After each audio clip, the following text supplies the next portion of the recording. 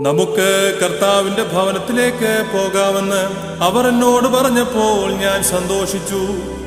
ഊർശലേമേ, എന്റെ കാലുകൾ നിന്റെ വാതിലുകളിൽ നിൽക്കുകയായിരുന്നു. ആത്മച്ചിറകാൽ പാറും സോദരനെ ചേർക്കുക നാഥാ, നിൻ സ്ലീവാച്ചിറകിൽ അത്യുന്നതനാം മണവാളാ സ്തുതിയും ദൈവം ചൊല്ലി സ്തുതി പാടും നിങ്ങൾ. രാജപുത്രി മഹത്വത്തോടെ നിലകൊണ്ടു.